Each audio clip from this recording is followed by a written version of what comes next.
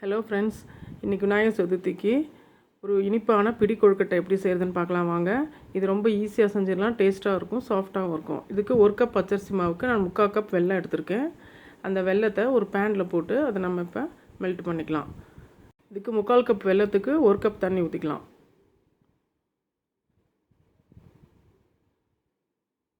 இப்போ அதை லோ ஃப்ளேமில் வச்சுக்கோங்க. வெல்லம் நல்லா கரையட்டும்.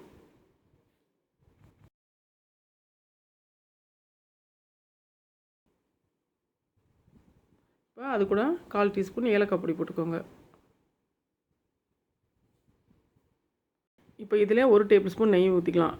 நெய் ஊற்றினா ரொம்ப வாசனையாக இருக்கும். இப்போ இது கூட 1/4 கப் தேங்காய் பூ. இப்போ நான் வெள்ளை எள்ளை லேசாக ட்ரை ரோஸ்ட் பண்ணி அதை 1 டேபிள் ஸ்பூன் எடுத்துருக்கேன். அதையும் அதில் சேர்த்துருங்க. சேர்த்து அதை நல்லா மிக்ஸ் பண்ணிவிடுங்க. இப்போ இது கூட டேஸ்ட்டு தூக்கி கொடுக்கறதுக்காக ஒரு பிஞ்ச் உப்பு சேர்த்துக்கலாம்.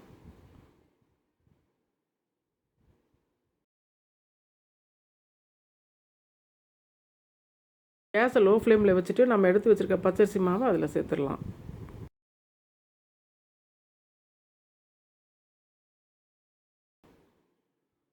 சேர்த்து அந்த வெள்ளை தண்ணியோட அந்த மாவையும் நல்லா மிக்ஸ் பண்ணுங்கள். இந்த வெள்ளை தண்ணியிலே அந்த மாவு வந்து நல்லா வெந்து இந்த மாவு ஒரு இனிப்பு டேஸ்ட்டு கொடுத்துரும். அப்போ நம்ம கொழுக்கட்டை பிடிக்கும்போது டேஸ்ட் ரொம்ப நல்லாயிருக்கும்.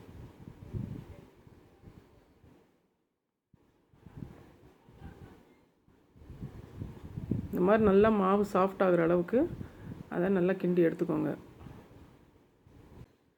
இந்த அளவுக்கு உருண்டை மாவு எடுத்து அதை நம்ம உள்ளங்கையில் வச்சு நல்லா அழுத்தி இப்படி ப்ரெஸ் பண்ணும்போது அழகான பிடி கொழுக்கட்டை ஷேப் வந்துடும். பாருங்க, இன்னொன்று செஞ்சு காட்டுறேன். இந்த மாதிரி உள்ளங்கைக்குள்ளே வச்சு அந்த விரல் படுற மாதிரி ப்ரெஸ் பண்ணிங்கன்னா அந்த ஷேப் வந்துடும். இப்போ நம்ம இட்லி பானையில் தட்டில் எண்ணெயை க்ரீஸ் பண்ணிக்கலாம்.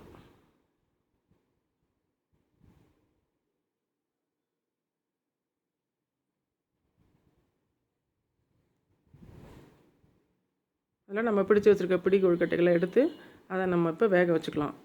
இதே 7லேருந்து 10 நிமிஷம் வரைக்கும் வேக வச்சு எடுத்தோம்னா சூப்பரான டேஸ்ட்டான பிடி கொழுக்கட்டை நமக்கு கிடச்சிரும். நம்ம சேனலில் பூர்ண கொழுக்கட்டையும் போட்டிருக்கோம், இனிப்பு கொழுக்கட்டையும் போட்டிருக்கோம். 2 கொழுக்கட்டையுமே செஞ்சு விநாயகர் சதுர்த்தியை கிராண்டாக செலிப்ரேட் பண்ணுங்கள். இந்த வீடியோ உங்களுக்கு பிடிச்சிருந்தால் லைக் பண்ணுங்கள், ஷேர் பண்ணுங்கள். விஜயராம் ரெசிபீஸ்க்கு சப்ஸ்கிரைப் பண்ணுங்கள்.